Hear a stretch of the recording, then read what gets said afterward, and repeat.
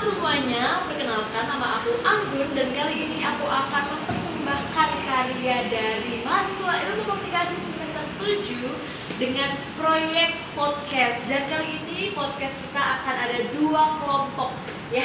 Jadi langsung aja saksikan, tunggu aja dan dengarkan pastinya dan simak dengan sesama. Terima kasih.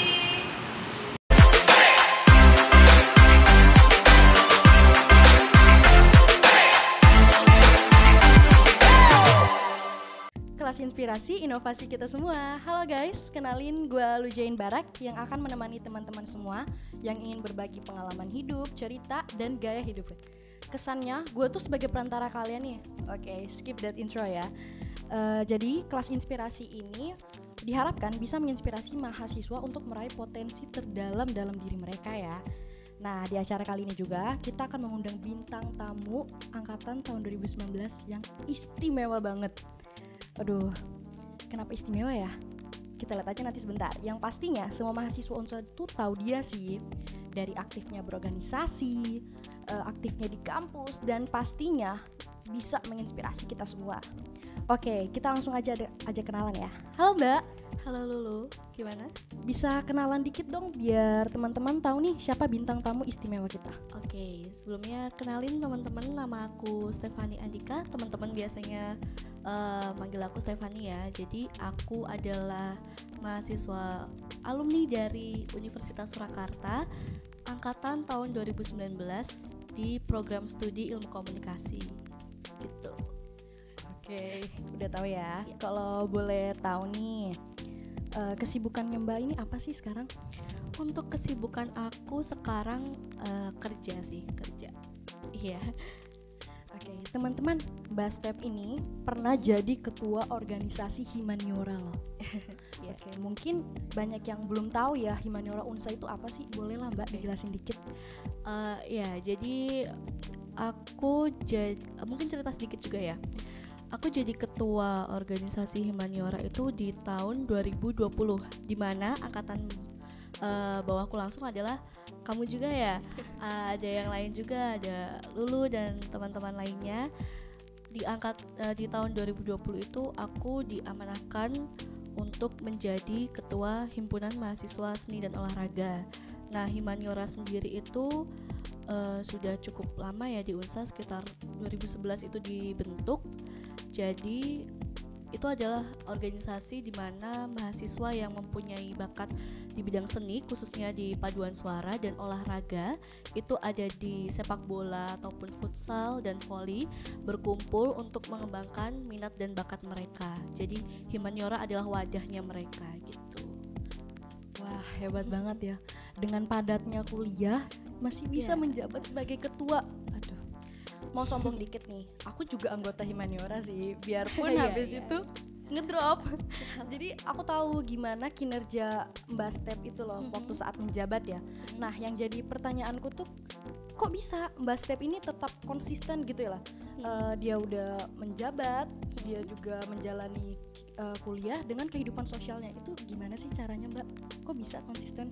Kalau dibilang konsisten gini sih lo. Jadi setiap aku memulai sesuatu itu pasti aku udah pikirin dari jauh-jauh sekiranya apa aja resiko dan yang apa ya istilahnya resiko lah ya yang kita hadapin kalau kita mau nyemplung di satu kesibukan, misalnya berorganisasi. Pasti kan kita udah tahu apa aja sih apa ya kayak tugas-tugas dan tanggung jawabnya, dan pastinya gimana caranya aku manage waktu untuk itu biar bisa jalan beriringan dengan kuliah. Aku pakai sistem prioritas. Jadi misalnya nih tugas kuliah lagi banyak, sementara di Himaniora juga lagi banyak event. Yaitu gimana caranya aku bagi dalam satu hari. Aku pulang kuliah biasanya kan tetap rapat sama teman-teman, habis itu ya malam aku ngerjain tugas gitu. Jadi sebisa mungkin tugas dan organisasi tidak mengganggu satu sama lain gitu. Jadi tapi di Himaniora juga ibaratnya gini, kalau aku lagi ada event dan kebetulan lagi ada ujian, itu tetap diberikan istilahnya apa ya, dispensasi lah, nggak apa-apa, maksudnya nggak usah ikut dulu ujian dulu kan, kita prioritasnya di kampus itu tetap belajar ya, bukan berorganisasi. Organisasi itu hanya sebagai tempat di mana kita mencari pengalaman kan, istilahnya gitu. Jadi ya tetap prioritasin apa yang menjadi tugas dan kewajibanmu, jangan sampai terlalu enjoy di berorganisasi dan itu berakibat banyak ya sekarang yang ibaratnya lulusnya mungkin terhambat gitu, dan juga masih berkecimpung di dunia organisasi. Dan menurutku juga di semester akhir nih ya, itu kalian udah mulai fokus aja deh, udah mulai fokus buat skripsian, buat kuliah gitu. Jadi organisasi biar diteruskan oleh penerus kalian yang di bawahnya gitu sih. Oke, jadi itu ya teman-teman, caranya bisa di take a note biar bisa mengikuti jejak Mbak Step nih. Tapi nih Mbak, kan yang seperti Mbak bilang sebelumnya ya, jadi itu kayak Mbak bisa membagi waktu antara dua itu, yang kayak pulang masih ngerjain tugas dari kegiatan organisasi. Pernah nggak sih Mbak di titik kayak Mbak tuh jenuh gitu loh, kayak aduh udah kayak gini terus masih pulang ngerjain tugas, jadi kayak kesannya jenuh gitu, pernah nggak Mbak? Pernah. Cuman kalau jenuh dan capek itu nggak memungkiri lah, pasti jenuh dan capek ya. Apalagi di saat kita harus ngurusin event, dan itu bebarengan sama jadwal kuliah yang padat-padatnya. Apalagi di semester 5 itu aku ngerasain banget di semester 5 jadwal kuliah, tugas kuliah tuh kayak bener-bener banyak banget gitu. Jenuh iya, capek iya, cuman apa yang membuat aku enjoy adalah ketika event itu atau saat aku di organisasi itu kayak menghasilkan sesuatu, ibaratnya kan gitu ya, itu ada suatu rasa kepuasan tersendiri sih buat aku gitu. Dan juga pastinya aku nggak selalu kuliah organisasi gitu ya, aku tetap kayak apa ya istilahnya, cari penyegaran baru lah gitu. Entah itu aku jalan-jalan, entah itu aku main gitu kan sama teman-teman, itu ya sebagai penyegaran buat aku. Dan setelah itu ya pasti aku harus melanjutin lagi nih tugas-tugas aku gitu. Jadi lebih ini ya, lebih perbanyak refreshing juga, jadi biar nggak jenuh aja di situ. Iya. Itu sih mungkin pengaruh kenapa aku sempat ngedrop juga. Iya. Jadi karena itu, sorry ya cerita dikit nih, boleh nggak sih? Oke. Jadi itu dia lebih, kenapa aku ngedrop kemarin, karena sama yang seperti Mbak Step ya. Kalau aku lebih tepatnya aku sambil kerja. Jadi aku kerja, kuliah, organisasi. Itu kayak aduh mumet banget gitu loh. Padahal aslinya aku emang semangat awalnya ya. Cuman dengan tempat kerjaan yang bisa dikatakan toksik, dengan akhirnya dengan kuliah, dengan ini jadinya kayaknya drop dulu deh organisasi, jadi ini ya udahlah. Oke, jadi langsung ya. Sekarang nih aku sama teman-teman yang lain tuh udah semester akhir nih Mbak. Kita bahas yang lain lagi aja ya. Kayaknya udah jenuh-jenuh banget. Udah semester lain nih, udah mau buat skripsi ya. Terus tahu kan ya, niatnya untuk buat skripsi itu berasa kayak tantangan yang harus dilewatin gitu loh. Betul. Niatnya tuh kayak susah. Cuman ada niat tapi nggak ada laksananya tuh susah. Tantangan banget sih. Nah, Mbak Step cara lewatin tantangan itu gimana? Yang pertama, aku nggak pernah nganggep skripsi itu sebagai satu momok. Jadi kayak ya udah anggap aja skripsi itu kayak tugas mata kuliah biasa lah gitu. Dan kebetulan puji Tuhannya juga aku mendapatkan dosen pembimbing yang baik gitu kan, suportif juga. Jadi sedikit cerita ya lu ya, aku mempersiapkan skripsi itu awal tahun 2023, termasuk ya bisa dikatakan cepat enggak, tapi lambat juga enggak sih. Jadi teman-temanku udah beberapa yang ngajuin di bulan Desember gitu-gitu. Aku pengajuan di awal tahun sekitar Januari atau Februari aku lupa. Dan aku dapat dosen pembimbing yang puji Tuhan baik. Setelah itu aku buatlah kayak dulu kan harus pakai proposal ya. Aku penelitian di satu tempat nih, rencana aku. Setelah itu aku pastinya ngurus perizinan dong, ya kan? Perizinan itu aku nggak mendapatkan jawaban dari tempat yang mau aku teliti itu. Jadi aku kayak istilahnya apa ya, digantungin gitu selama hampir mau ke 3 bulan. Itu kan kayak ini deg-degan ya, ibaratnya aku ini gimana, maksudnya nasib aku untuk aku mau sidangnya tuh tepat waktu dan aku mau lulus tahun ini gitu kan. Terus karena itu melewati lebaran juga, jadi apa ya, mungkin aku pikirnya oh mungkin lagi masih cuti gitu ya. Terus udah nih bener-bener gak dapat jawaban. Di sekitar bulan April itu aku baru dikasih jawaban. Aku kesana lagi kan untuk follow up, aku dikasih jawaban ternyata aku nggak bisa penelitian di sana gitu. Padahal segala sesuatunya sudah dipersiapkan kan. Setelah itu aku konsultasi lagi dan aku memutuskan untuk merubah semuanya dari awal. Dari awal? Iya, nggak April sih. Pokoknya H-1 bulan sidang. Iya, aku memutuskan untuk merubah itu semua dari awal dan di situ apa ya? Dibilang aku waktu dapat kabar itu nangis, beneran kayak sedih banget. Aku semuanya udah aku siapin kan, tapi di situ dosen pembimbingku Bu Christine, terima kasih sudah memberikan support, bilang udahlah yang kemarin jangan dipikirin, kita harus fokus sama yang ke depan aja. Ini penyelesaiannya gimana. Terus setelah itu aku memutuskan untuk kayak ya udah aku ambil semiotika. Jadi aku neliti film itu. Jadi neliti film itu aku kerjain selama kurang lebih selama 1 bulanan. Itu ya setiap hari aku nyicil. Jadi gini, kalian kalau yang tidak terikat sama instansi, kalau aku kan tidak terikat sama instansi ya, ibaratnya aku bisa ngejar itu sendiri.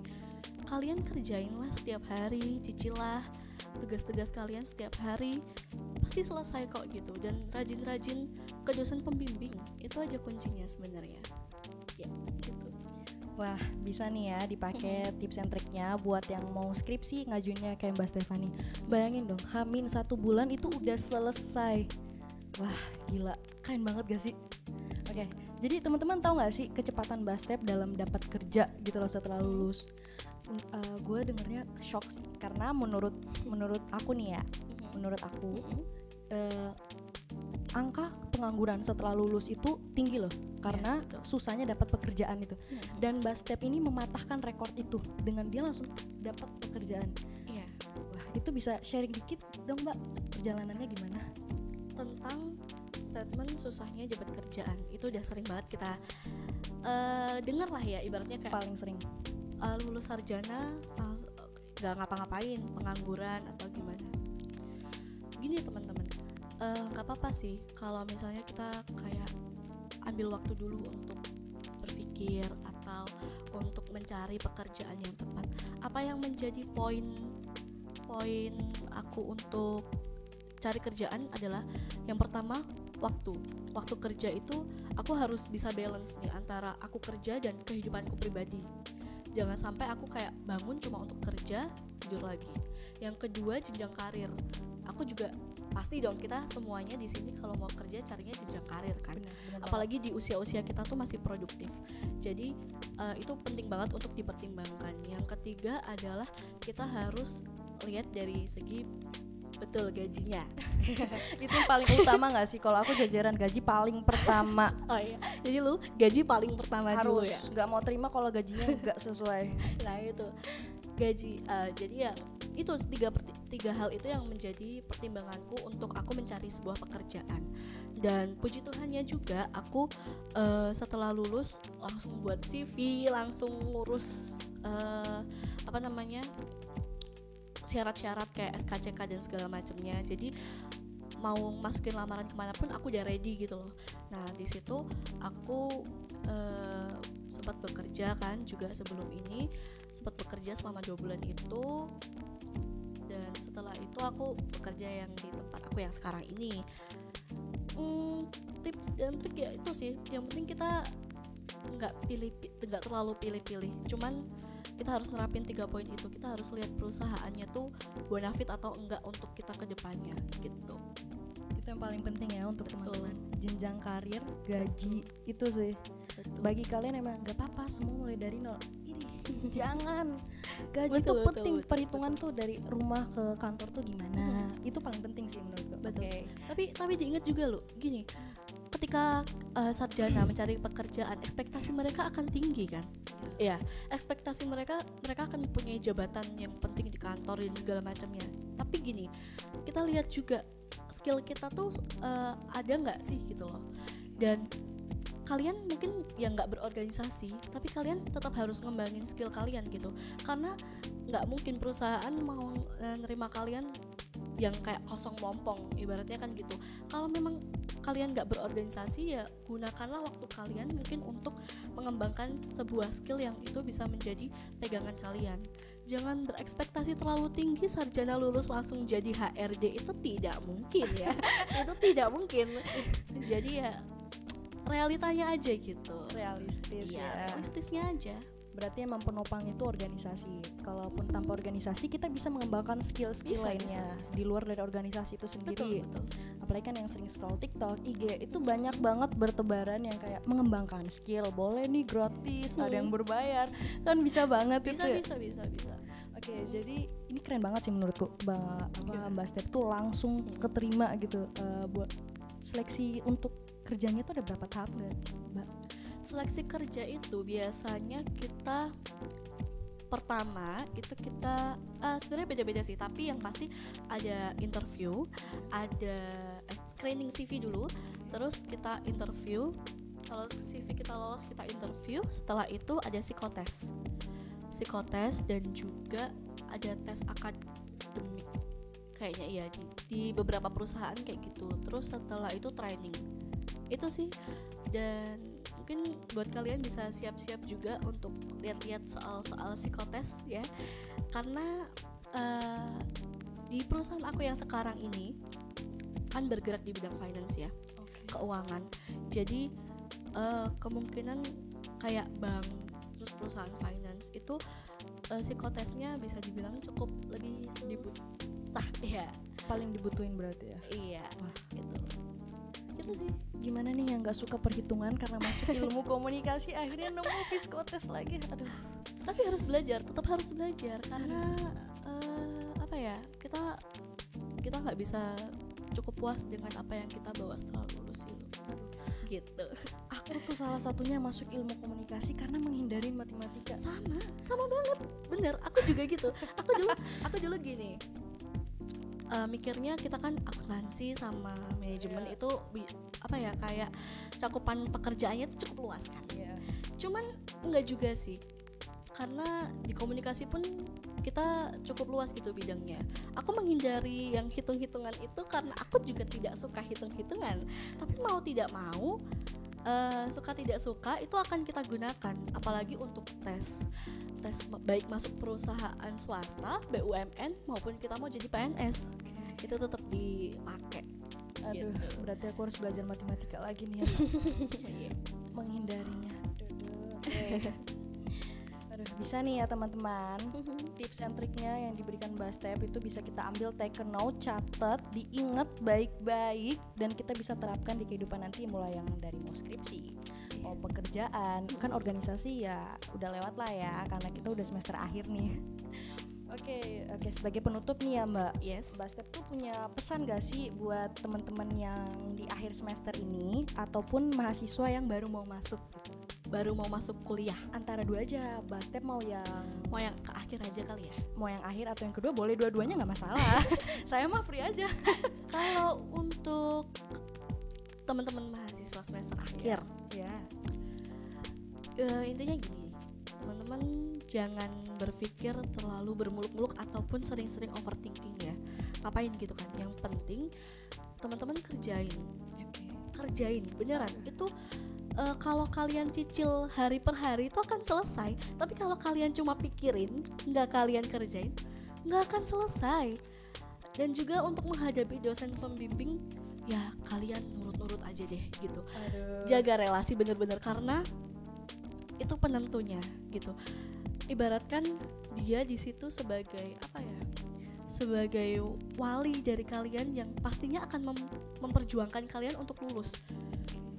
Lihat dia tuh kayak, oh ya, dia yang akan perjuangkan aku untuk lulus di depan-depan dosen penguji gitu.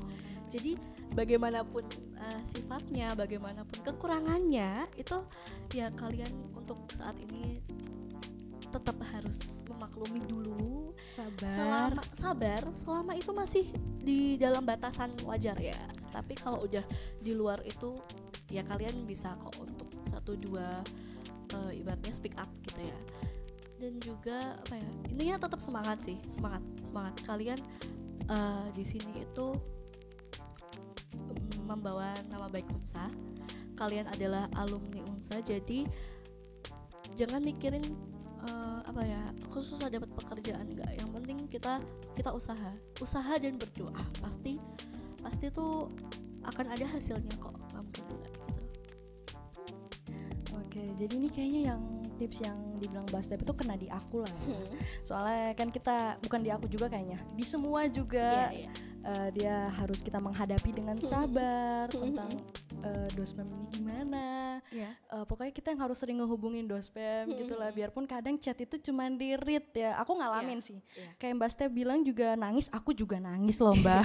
Aku juga nangis loh. Kayak ini ya, terus. Nangis. Oke, kan kalau ini kan yang seperti ditahu ya, Mbak Step tuh hamin 1 bulan udah selesai dengan cepet gitu loh. Itu tipsnya apa sih Mbak? Oh, yang kayak Mbak bilang tadi, setiap hari dikerjain. Iya, aku setiap hari ngerjain skripsi. Aku per hari. Iya, karena aku diberikan target dengan dosen pembimbingku. Ada targetnya? Ada targetnya. Jadi bab ini kamu harus selesai di minggu depan mungkin ya. Itu aku ada target dan aku tidak merasa terbebani dengan target itu. Karena aku ngerasa target itu diberikan biar aku bisa selesainya cepet gitu loh. Dan pada akhirnya itu juga dikasihnya ke aku kan gitu. Jadi kalau mungkin dosen pembimbing kalian tidak memberikan target ya, kalian bisa kasih target ke diri kalian sendiri. Oh, aku bulan ini harus selesai di bab ini. Harus selesai, bukan harus selesai mengerjakan, tapi harus clear. Dimana clear itu udah ACC dosen pembimbing ya kan. Oh, dosen pembimbing oke. Itu namanya udah clear ya, bukan cuma udah selesai ngerjain asal ngerjain gitu kan. Itu sih, kalian kasih target ke skripsi kalian. Misalnya aku mau ngerjain ini bab 1 sampai 3 ini 2 minggu gitu, atau 1 bulan. Terus bulan kedepannya nanti tinggal aku penelitian. Terus nanti bulan kedepannya tinggal aku pengolahan data gitu. Kan rata-rata 3 bulan ya untuk skripsi ya. Iya, kurang lebih 3 bulan. Kurang lebihnya 3 bulan. Kalian harus bisa disiplin sama diri kalian sendiri, kasih target ke diri kalian sendiri, dan ya itu sih, disiplin. Pokoknya intinya kalian harus disiplin deh, nggak boleh gampangin gitu. Kayaknya kalau hamin 1 bulan itu kesannya kayak tiba masa tiba akal. Jadi yang ada dalam pikirnya tuh udah tuangin. Betul. Tapi belum tentu benar. Jadi teman-teman itu tipsnya ya untuk yang mau cepat skripsi, itu untuk yang mahasiswa akhir ya. Iya. Kalau untuk mahasiswa barunya ada nggak nih? Untuk mahasiswa baru, pesannya enjoy dulu aja untuk beradaptasi di dunia perkuliahan, ya kan? Karena kalian pikirkan yang mahasiswa baru dunia perkuliahan kan have fun ya, nongkrong sama. Yang dilihat kan mahasiswa baru, orang-orang mbak-mbak, mas-mas yang kuliah ini ngapain sih, nongkrong kan biasanya dilihatnya ya kan. Cuman biar kalian enjoy dulu deh masa-masa awal perkuliahan, nongkrong sama temen-temen, karena itu nggak akan kalian ulangin ya di semester akhir gitu. Apalagi udah mulai kerja praktek magang dan segala macam, itu udah mulai mencartul sendiri-sendiri. Jadi enjoy dulu aja, belajar, dan juga mulai kembangin skill. Aku sedikit menyesalnya aku tidak mengembangkan satu skill yang mungkin bener-bener fokus ke satu skill itu gitu loh. Jadi kalau kalian masih abu-abu atau kalian punya hobi ya, kalian fokus aja ke hobi itu. Kalian benar-benar berkontribusi utuh, atau ibaratnya kalian benar-benar serius untuk menjalani itu gitu. Itu pasti bakalan kepake kok gitu. Oke, jadi itu ya guys. Jadi mulai ngasah skill dari sekarang. Betul. Aku juga mulai deh ngasah skillnya, soalnya kemarin skillku juga kurang terasa gitu loh. Aku lebih fokus di F&B kayaknya. Jadi kurang terasa di ilmu komunikasi dan lain-lain. Tapi kemarin kayaknya Lulu buka ini kan, nail art. Iya. Aduh, masa aku mau ini sih? Gak apa-apa, siapa tahu lulus dari sini langsung buka studio nail art ya kan? Boleh doain aja. Masa aku review nail artku di sini sih? Aduh, nanti aja ya, Mbak. Setelah ini kita bahas nail art. Oke, jadi itu ya pesan-pesannya dengan pesan dan kesan dari Mbak Step sendiri ya. Yes. Oke, itu yang sharing-sharing cerita dia. Kalau boleh juga di-review dikit lah Mbak. Apa nih? Oke, tentang apapun yang Mbak mau review, tentang mungkin selama di kampus ini perasaan Mbak tuh gimana sih? Kan aku sendiri juga pasti kesel ya, ada keselnya sama dosennya gitu. Jangan disebut dosen gak sih? Sorry, kayaknya keceplosan. sorry. Jadi intinya review aja gak sih?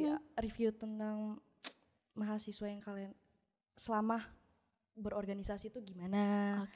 Kan pasti ada jenuhnya, ada gimananya. Review aja semua dari keseluruhan ini loh. Aduh.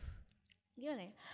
Yang pertama-tama pasti aku ngucapin banyak banget terima kasih ke Universitas Surakarta karena gimana pun ini adalah tempat aku untuk belajar, tempat aku benar-benar dapat pengalaman di mana mungkin aku nggak bisa dapetin kalau aku berkuliah di kampus lain. Manis, pahit, asam, asin itu pasti banyak yang aku rasain gitu. Sulitnya menyelesaikan tugas, terus sulitnya kita kalau bentar, kayaknya nggak bagus nih. tapi gini, intinya gini, dari Unsa aku banyak belajar. Dari Unsa, dari baik itu dosen pembimbing, dosen-dosen yang ada di sini, teman-teman yang lainnya, aku banyak belajar, aku banyak mendapatkan pengalaman. Benar banget. Yang pastinya itu nggak bakalan aku lupain sih, karena aku sekarang kangen lagi kuliah ya. Iya. Dan juga ini notes, aku dapat link untuk kerjaan sekarang itu dari salah satu staf PMB Unsa, gitu. Jadi kalian kalau yang ibaratnya kalian baik-baiklah menjalin relasi sama orang karena kita nggak tahu gitu siapa yang kedepannya bakal ngasih kita ibaratnya kayak link untuk satu pekerjaan gitu. Kita menjalin relasi aja. Jadi menurut aku kayak kita kalau punya privilege itu ya gak apa-apa, kita gunakan dengan baik-baik, sebaik-baiknya. Tapi kan kita harus tetap menjaga nama baik Universitas Surakarta juga. Iya, benar. Aku cuma dikasih tahu Mbak di sana ada bukaan gitu. Aku tetap menjalani itu proses rekrutmen itu sendiri gitu. Jadi kalian harus banyak-banyak menjalin relasi baik ya di sini ya. Siapa tahu di sini ada yang menjadi penolong kalian gitu. Aduh, gitu. Relasiku banyak yang buruk nih, gimana? Yaudah, nggak apa. Aduh, nggak apa-apa. Oke, jadi itu ya teman-teman pesan dari bintang tamu istimewa kita, mulai dari pesan, tips dan trik bisa digunakan semua ya. Oke, terima kasih untuk Mbak Step yang udah mulai sharing ceritanya ya. Makasih banget nih Mbak, makasih banget. Sama-sama, aku berterima kasih banget. Aku diundang di sini, nggak nyangka sih sebenarnya aku 1 tahun yang lalu aku berdiri di kursinya Lulu. Sekarang sebagai gantian. Iya, sebagai host dan sekarang gantian aku menjadi narasumber. Itu satu hal yang nggak aku bayangin sih. Aku terima kasih banget. Semoga apa yang aku share di sini baiknya kalian ambil, buruknya disimpan aja. Kalian olah sendiri apakah itu baik untuk dicontoh atau tidak. Gitu. Oke, terima kasih juga untuk teman-teman yang setia mendengar kisah inspirasi ya dari Inspirasi Menginspirasi, dari kelas Inspirasi ini podcast. Oke, jadi teman-teman yang masih ingin berbagi cerita, pengalaman, dan gaya hidup kalian, bisa langsung aja ke Instagram, visit_unsa_salah. Oke, bye-bye teman-teman. Langsung sampai jumpa di podcast selanjutnya. Dah. Halo guys, sama gue Lujain Barak dari kelas Inspirasi. Gue di sini sebagai host. Nantikan ya untuk kelas inspirasinya. Perkenalkan, nama saya Afizal Biansa. Saya dari podcast kelas Inspirasi sebagai perlengkapan. Terima kasih. Oke, perkenalkan, nama saya Faisal Adi Saputra. Saya dari kelas Inspirasi. Saya sebagai seksi perlengkapan atau konstruksi. Oke. Halo guys, perkenalkan, nama saya Artika Fitrunga Rumah dari kelas Inspirasi. Saya sebagai properti. Halo, perkenalkan, saya Roman Nadi Susanto. Saya dari kelas Inspirasi. Saya berperan sebagai kameramen. Halo, gue Randy Yusuf dari kelas Inspirasi. Gue sebagai tim BTS. Thank you.